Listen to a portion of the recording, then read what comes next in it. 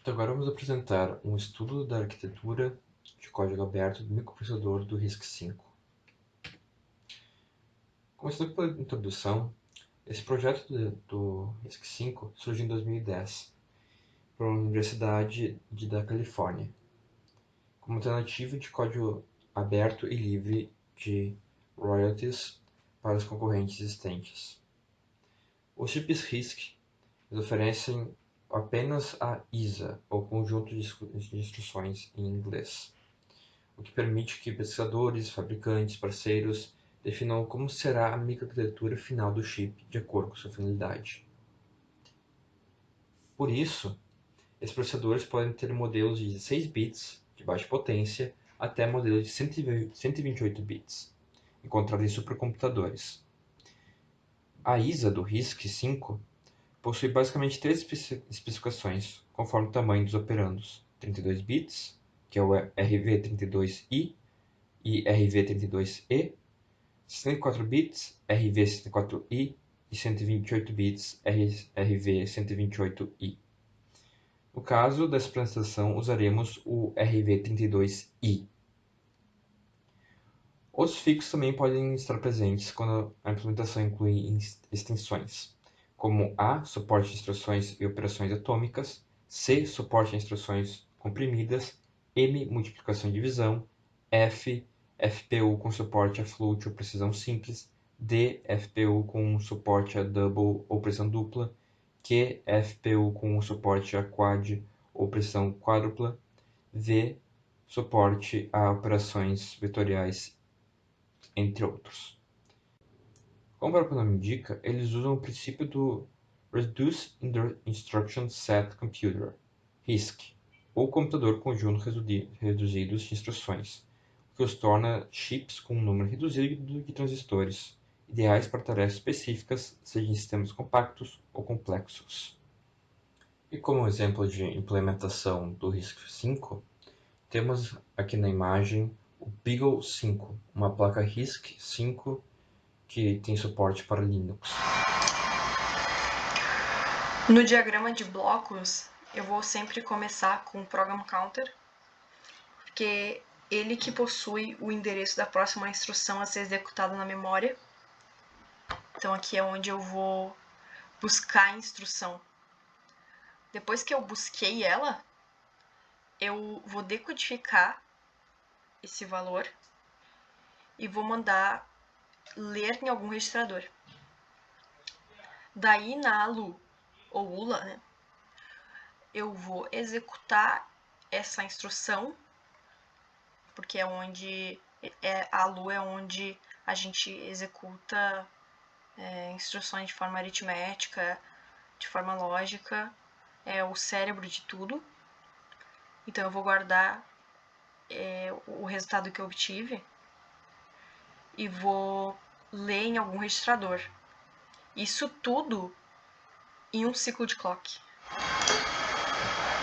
Em relação ao conjunto de registradores, o RISC-V tem 32 registradores, sendo um deles reservado para o valor 0, que é o x0.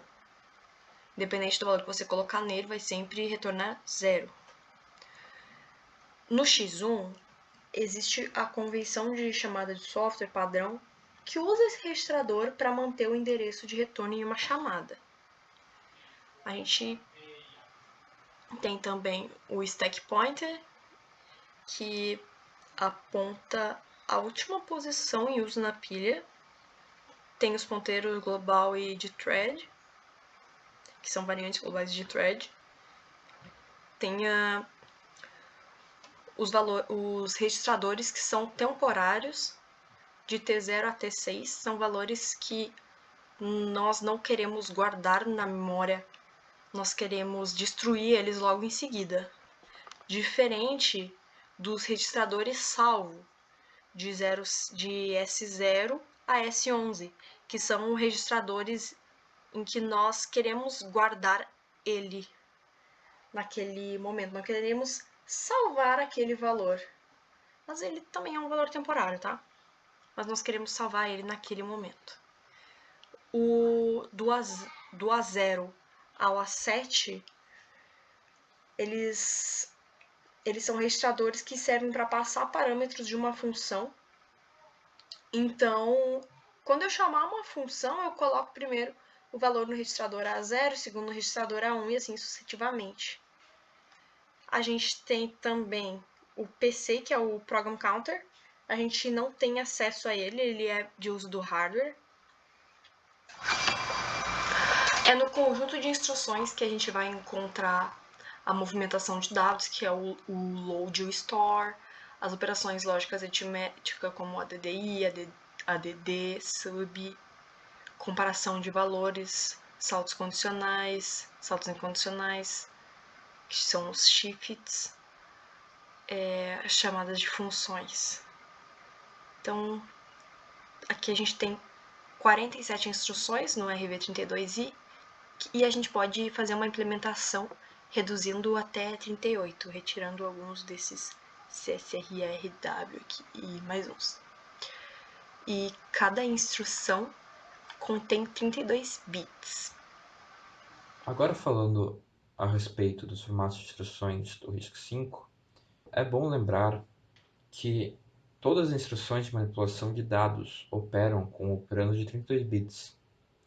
Contudo, algumas instruções de carga e armazenamento podem operar com outros tamanhos de operandos. Agora, relembrado disso, vamos para o formato R, onde são instruções que se utilizam de 3 registradores como inputs, por exemplo, o add, shor ou move.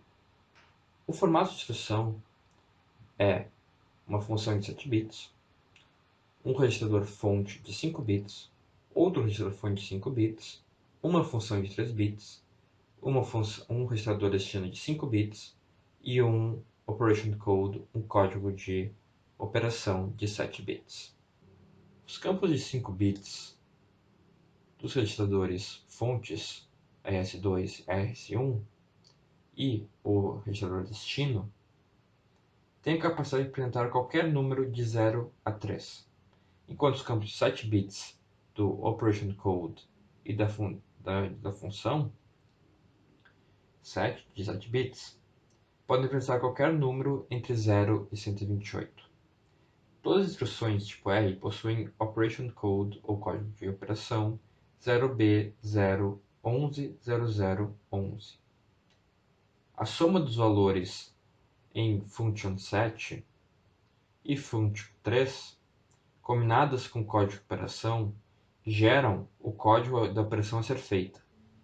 Aqui temos um exemplo onde temos a instrução add, registrador x5, registrador x6 e registrador x7, onde temos o registrador x6 mais o valor no registrador x7 dará o resultado no registrador x5.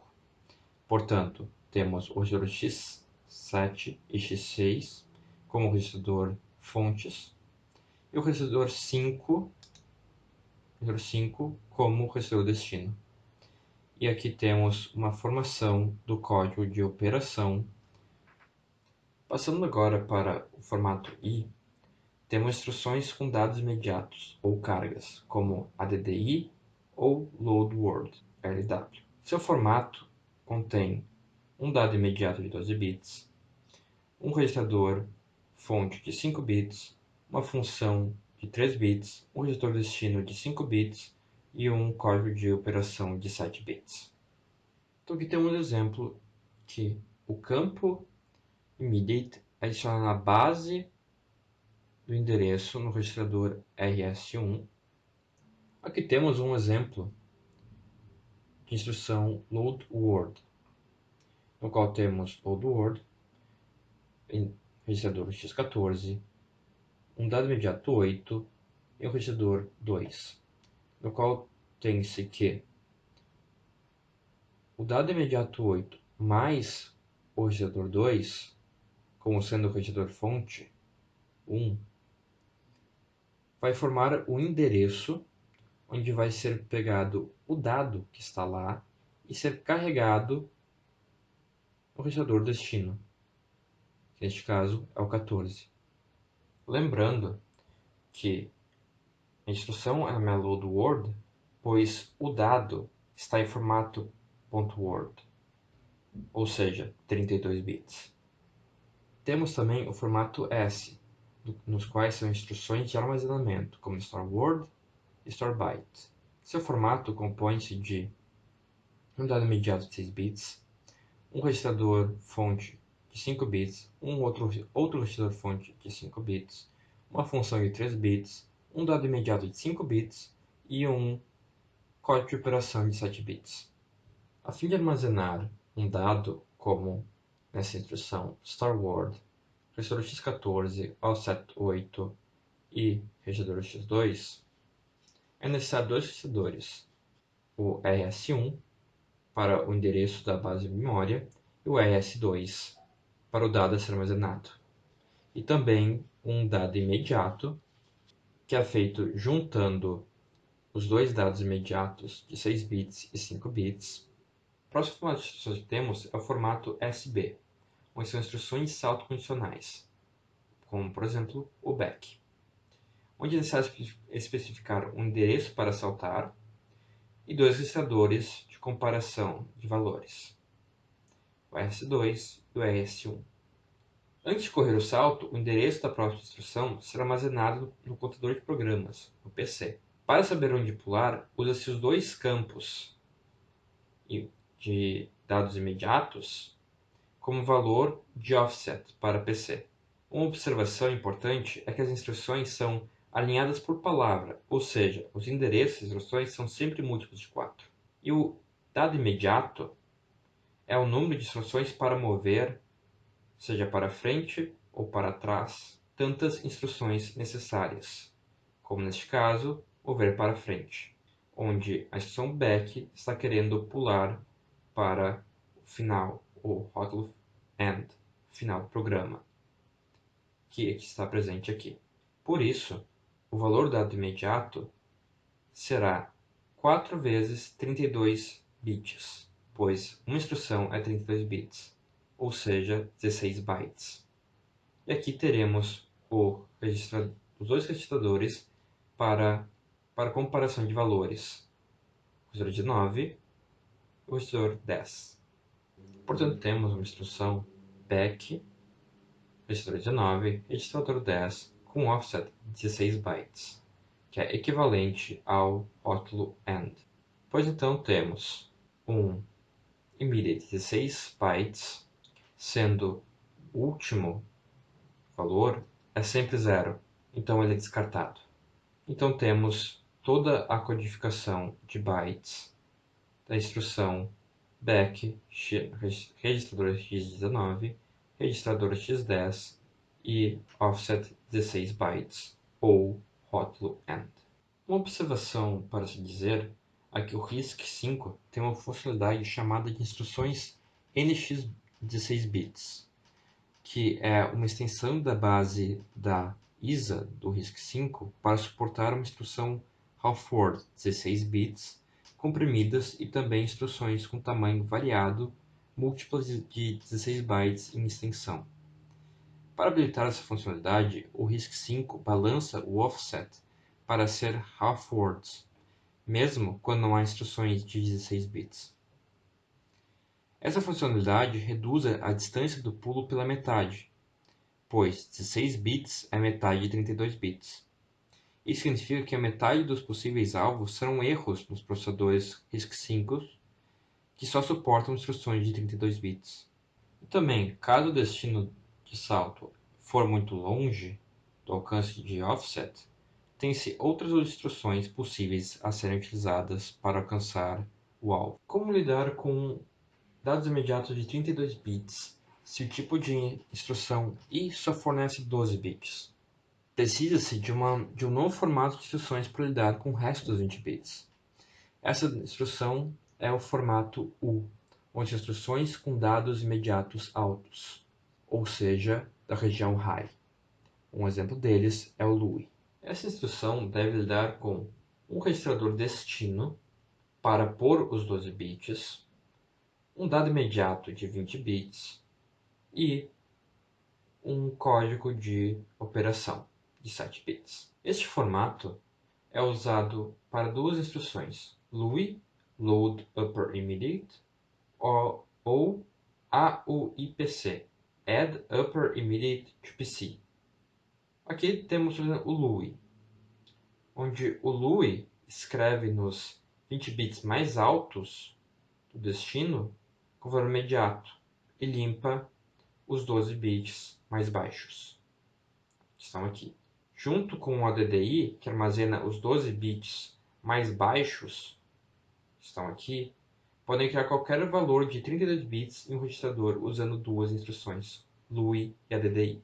Por último, temos o formato UJ, onde são instruções de salto. Por exemplo, o JAL, onde temos no seu formato um offset de dado imediato de 20 bits, um registrador de destino de 5 bits e um código de operação de 7 bits. Para pulos genéricos, JAL pula-se para qualquer parte do código, porém, idealmente especifica-se um endereço de memória de 32 bits para pular. Infelizmente, não cabe um endereço de memória de 32 bits com um código de operação de 7 bits e com um registrador de destino de 5 bits. Portanto, os 32 bits do endereço serão codificados em 20 bits. A instrução JAL salva a instrução logo após JAL no registrador de destino, ou seja, PC mais 4, e configura o PC com PC igual a PC mais o offset. Porém, a instrução JAL R é uma instrução no formato I, e ela escreve PC mais 4 para o registrador RD. Porém, configura PC é igual a registrador fonte ou base mais o offset, o que é diferente do que está acontecendo na operação JAL. Nesta imagem, mostramos a alocação de memória para o programa e dados do RV32i. Os endereços superiores estão no topo da figura, enquanto os inferiores estão na parte inferior. Como podemos ver no ponteiro da pilha SP, que inicia em BFFF-FFF0X e cresce para baixo em direção aos dados estáticos. O test, código do programa, inicia em 001, 000X e inclui todas as bibliotecas linkadas dinamicamente. Os dados estáticos iniciam imediatamente acima da região do teste. Neste exemplo, consideramos que o endereço é 10000000x. Dados dinâmicos, alocados em C por malloc, estão logo acima dos dados estáticos, chamado de heap. Este conjunto cresce em direção à pilha e inclui todas as bibliotecas linkadas dinamicamente. Esta arquitetura, com algumas exceções, possui poucos modos de endereçamento e acessam a memória através de instruções especiais load store, e suas instruções só podem operar sobre dados previamente carregados em registradores. O modo base de deslocamento é utilizado pelas instruções load store e consiste no uso de um endereço base armazenado em registrador, somado a um valor imediato contido na instrução para formar o endereço na região de memória que será acessada. Para gravar dados na memória, o Core coloca o sinal WR-HIC em nível lógico alto, o endereço de barramento DADDR e o dado a ser gravado no barramento DataOut, além de ajustar os bits do sinal WR-mask. O Core pode solicitar a gravação de bytes, 8 bits, half words, 16 bits ou words, 32 bits. Assim como no processo de leitura, os dois últimos bits de DADDR serão sempre 0, ou seja, os acessos à memória são alinhados em words 4. A gravação de bytes e half words em posições fora deste alinhamento é feita através da configuração apropriada do sinal WR-mask, que possui 4 byte write enable bits. A memória armazena alguns tipos de dados, como por exemplo inteiros de 16, 32 ou 64 bits, caracteres de 1 byte e dados lógicos de 1 byte. Também armazena estruturas de dados como por exemplo arrays, structs, dynamic data. Aqui nós temos os principais modos de endereçamento que é o registrador, onde os dados estão dentro dos registradores, como por exemplo na instrução add. Nós temos o modo imediato, onde nós vamos ter um dado imediato especificado diretamente na instrução, como mostrado na DDI. Nós temos base de deslocamento, onde são funções de instruções de load e store, que a gente vai calcular o endereço efetivo pegando o endereço base ali no registrador A3, por exemplo, somando com o deslocamento especificado na instrução e assim tendo o endereço efetivo. Nós temos o modo relativo ao PC, que são saltos condicionais, né? O BGE ele vai verificar se o A0 é maior ou igual que o A1. Se for, ele vai para o rótulo especificado ali. E nós temos o modo absoluto, que são saltos incondicionais. Na linguagem de montagem, a gente tem as diretivas assembler. Elas servem para informar ao assembler onde colocar código e os dados. Por exemplo, .text, os itens subsequentes serão armazenados na seção de texto, no código de máquina, no caso. O .data, os itens subsequentes serão numa seção de dados. E assim sucessivamente, o online vai alinhar de 2 a 2 bytes, a próxima palavra. São algumas diretivas que são bem imprescindíveis, assim, por exemplo, o .data, né? .global. Então,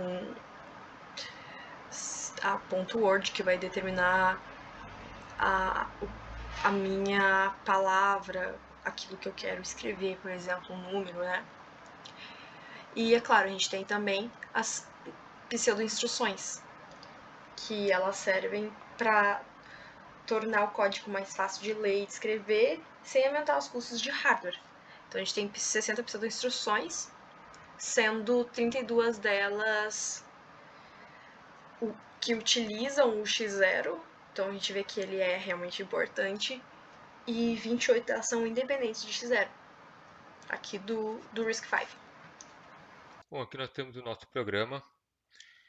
A primeira coisa que a gente fez aqui foi declarar as variáveis, os dados que a gente vai utilizar. Nós temos o nosso vetor, o size, que é o tamanho do vetor, e o contador de pares. A partir daqui começam nossas instruções. E o primeiro passo é pegar da memória os dados que a gente vai utilizar e colocar eles dentro do registrador, para a gente conseguir fazer as operações. Aqui, por exemplo, no conto de pares, o LA vai pegar da memória o endereço do conto de pares e colocar dentro do A0. O LW vai nesse endereço, pega o que tem lá e coloca dentro do A0 também, vai sobrescrever o conteúdo. Aqui no size é a mesma coisa, só que com o vetor vai ser um pouco diferente, porque a gente não pode perder o endereço do vetor. Então, em um registrador a gente vai ter o endereço, e em outro registrador a gente vai ter o conteúdo, né? Então, o LA pega o endereço do vetor e coloca no A4, e depois a gente vai pegar o primeiro valor desse vetor e vai colocar no A5, né? Que atualmente é o 9. Aqui o testa par é o nosso loop, né? Ele vai entrar aqui, o backz vai ver no A3. Se o conteúdo do A3 for 0, ele pula para o end, que vai ter o rótulo ali, vai vir para o final do programa. O nosso A3 é como se isso fosse um for, esse seria o nosso i, né? Ele vai iniciar em 6, que é o size, e vai decrementando a cada loop, ele vai decrementando 1, até que quando ele chegar em 0, termina o loop. Beleza, temos o shore. A lógica que a gente implementou foi que um número par, percebeu que o número par shore 1 vai resultar num número maior, né? Um 7. E um número ímpar shore 1 vai resultar num número menor que ele. Por exemplo, 9 shore 1 vai resultar num 8. E 6 shore 1 vai resultar num 7. É assim que a gente vai saber se a gente tem um par ou um ímpar ali. Aqui a gente salva o valor onde o vetor está atualmente em T0, porque a gente vai precisar desse valor depois, a gente não pode perder esse valor, né? O valor que está aqui no A5 vai vir para o T0 também. Por quê? Aqui no ADDI, a gente vai para a próxima posição do vetor. Se antes a gente estava apontando para o 9, agora ele está apontando para o 6. E a gente vai pegar esse 6 e colocar no A5, sabe? Então a gente tem em T0 o valor antigo e no A5 o valor novo. Aqui no ADDI, a gente vai decrementar o A3, né? O size. E aqui a gente vai fazer a nossa comparação. O BLT ele vai comparar se o conteúdo do T0, que atualmente é um 9, né? Na primeira rodada ele vai ser um 9, vai comparar com a 6, que é o resultado do shor. Se ele for menor, então ele é par, ele vai pular para cá, para o par, vai somar 1 no contador e volta para o início do loop. Se ele não for menor, ele não soma e volta para o início do loop, certo? Quando aqui chegar a 0, ele pula para o end. Aqui ele vai imprimir, né, o LI. Aqui o ecal é a mesma coisa que o syscal do MIPS, né? O ecal 1, né, ele vai imprimir o que tiver no registrador a 0. Então ele vai imprimir o nosso conte-pares. O ecal 10, o código 10 vai enterrar o programa. Então vamos ver ele acontecendo aqui. Primeiro passo antes foi, né, pegar o endereço do conte-pare e colocar no A0. Está ali. Pegou o endereço, agora ele vai e coloca o conteúdo dele, que é um 0. Vai fazer a mesma coisa para o size, colocou lá o 6, que é o tamanho do vetor, e no A4 a gente conseguiu a primeira posição do vetor. Aqui, ó, 110.000. A gente colocou no A5 o primeiro valor do vetor, que é o 9, né? Tá aqui. 110.000, o primeiro valor é um 9. Agora a gente vai entrar no BackZ, vai fazer a verificação se o size é maior que 0. É maior que 0, então ele vai continuar dentro do loop. Ele vai fazer o shor do conteúdo do A5 com 1 e vai botar o resultado no A6. Ó, pode ver que 9 shor 1 deu o resultado deu 8, certo? A gente guarda em T0 o 9, que é o valor original do vetor. A gente avançou a posição do endereço do vetor, gravou aqui no A4, agora é 110.004, ou seja, agora está nessa posição aqui. Pega o conteúdo que está nessa posição e coloca no A5, que a gente vai utilizar no próxima iteração, né? Decrementou o size, o A3 foi para 5, e vai fazer agora o BLT vai fazer a comparação. O que está em T0, que é 9, é menor que o que tem no A6, que é o 8, não é menor. Então, ele não vai para o somatório lá, ele volta para o início do loop. Ele vai fazer isso, tudo de novo. Olhou o E3, não chegou em 0 ainda, continua. Agora, o A5, a gente já pegou o valor novo, né, que é o 6. Shor 1 e vai botar o resultado no A6. Deu 7. Está ali. A gente salva o valor do vetor no T0 para a gente utilizar depois. Vai para a próxima posição do vetor. Se antes era 6, agora vai para o 2. Ó, o 2 atualmente. Decrementa o size. Foi para 4. E agora ele vai fazer a comparação. O que tem em T0, que é o 6, é menor que o conteúdo do A6, que é o 7, sim, é menor, significa que ele é par. Então ele vai pular para o rótulo é par, veio para cá, vai somar 1 no conte pares e volta para o início do loop. Ele vai ficar fazendo isso até o saída chegar em 0. Eu vou até o final e ele imprimiu 4. Né? Ele chegou, quando o backz viu que é um 0, veio para o final, né? Veio para o end, ele imprimiu primeiro o ecal, chamou o ecal 1, imprimiu o valor que tinha lá no A0, que é um 4, imprimiu aqui, depois o ecal 10 encerrou o programa.